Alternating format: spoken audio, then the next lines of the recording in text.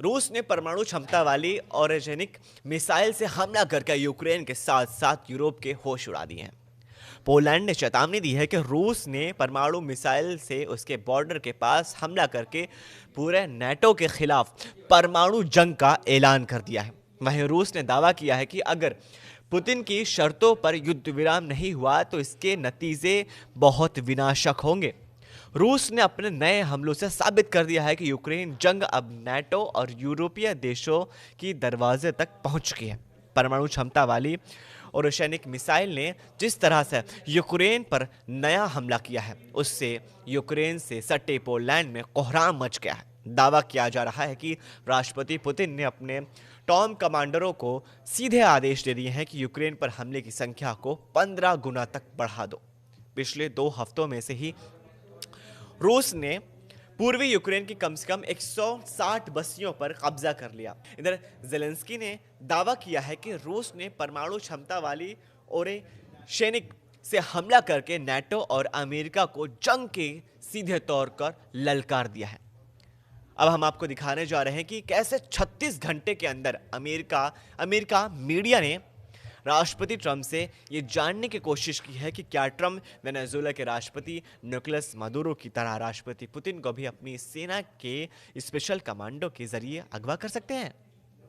हम आपको ये भी दिखाएंगे और बताएंगे भी कि कैसे यूक्रेन की राजधानी कीव में रूसी हमलों के बाद ब्लैकआउट हो गया।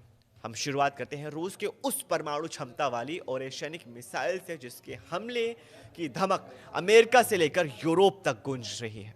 लगभग 4 साल से चल रहे रूस यूक्रेन युद्ध में आखिरकार अचानक ऐसा क्या हुआ कि रूस ने अपनी परमाणु क्षमता वाली और रासायनिक मिसाइल से यूक्रेन पर भीषण हमला कर दिया। कुछ जानकारों का साफ कहना है कि जिस तरह से उत्तर पश्चिमी क्षेत्र नोवगोरोड में स्थित पुतिन का आधिकारिक आवास वाल्दाई रेजिडेंस पर यूक्रेन ने 91 ड्रोन से हमले की कोशिश की थी, यह हमले रूस की तरफ से यूक्रेन को परमाणु जवाब है। हम आपको बता दें कि 28 और 29 दिसंबर 2025 की आधी रात में पुतिन के घर पर यूक्रेनी सेना ने 91 ड्रोन से हमले की कोशिश नाकाम की थी।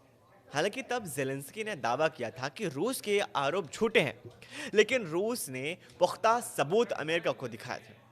रूस के विदेश मंत्री सरगेई लावरोव ने भी ऐलान किया था कि पुतिन के घर को निशाना बनाने की कोशिश यूक्रेन को बहुत भारी पड़ेगी और रूस यूक्रेन में चुन चुन कर अपने टारगेट्स को तबाह करेगा। यही वजह है कि रूस ने जिस तरह से परमाणु क्षमता वाली और रासायनिक मिसाइल से हमले किए, उसने यूक्रेन से लेकर पोलैंड तक परमाणु तबाही का खौफ पैदा कर दिया। जरा देखिए रूस ने कब और कहां हमले किए। रूस ने यूक्रेन के साथ 2022 से जारी जंग यानी 4 साल से दूसरी बार अपनी हाइपरसोनिक बैलिस्टिक और रासायनिक मिसाइल का इस्तेमाल किया। इस मिसाइल से नाटो सदस्य देश पोलैंड के बॉर्डर के करीब पश्चिमी यूक्रेन में हमला किया गया। मॉस्को ने इसे पुतिन के घर पर हुए हमले की साजिश का बदला बताया। दूसरी ओर यूरोप और नाटो के देश इसे एक बड़ी चेतावनी की तरह देख रहे हैं। यूरोप का मानना है कि पुतिन ने इस मिसाइल हमले से नाटो को संदेश देने की कोशिश की है। रूस की हाइपरसोनिक बैलिस्टिक और रासायनिक मिसाइल 5000 किलोमीटर तक रेंज तक पहुंच सकती है। इसका मतलब है कि यह यूरोप में कहीं भी हमला कर सकती है, यहां तक कि पूर्वी अमेरिका तक भी पहुंच सकती है। और रासायनिक मिसाइल ने यूक्रेन के लेविव शहर के पास गिरी, जो पोलैंड सीमा से 60 किलोमीटर दूर है। यह सैन्य अड्डा है जिससे युद्ध के दौरान यूक्रेन को हथियार ट्रांसफर किए गए।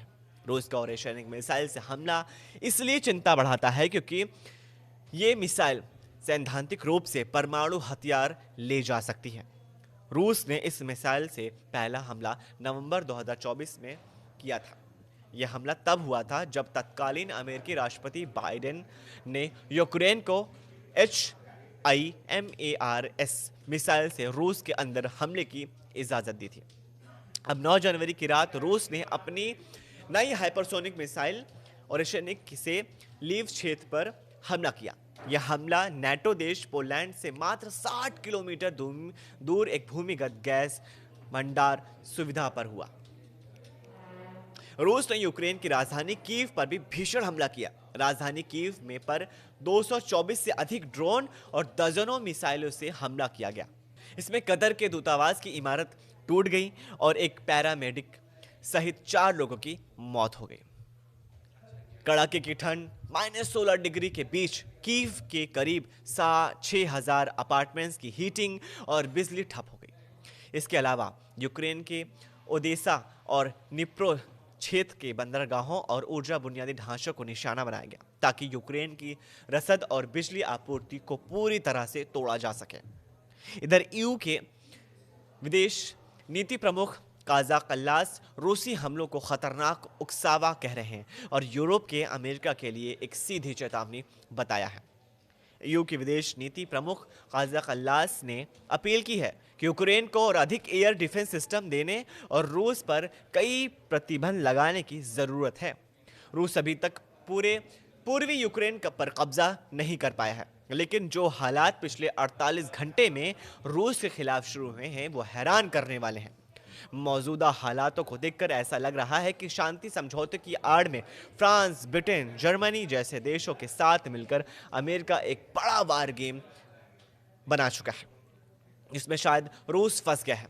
कुछ वार एक्सपर्ट्स का साफ दावा है कि रूस ने पूर्वी यूक्रेन के 27% से ज्यादा इलाका कब्जा कर लिया है। ऐसे हालात में अगर शांति समझौता होता है तो यूक्रेन को भारी नुकसान होगा और पूरी दुनिया में रूस विशेषता की तरह अपनी जीत का डंका पीटेगा। अमेरिका, फ्रांस, ब्रिटेन और जर्मनी जैसे देश ऐसा हरगिज नहीं चाहते हैं कि रूस अमेरिका से लेकर यूरोप तक रूस सर्वशक्तिमान साबित हो सके। इसलिए पिछले 15 महीने से शांति समझौते की आड़ में रूस के खिलाफ चक्रव्यूह रचा गया है।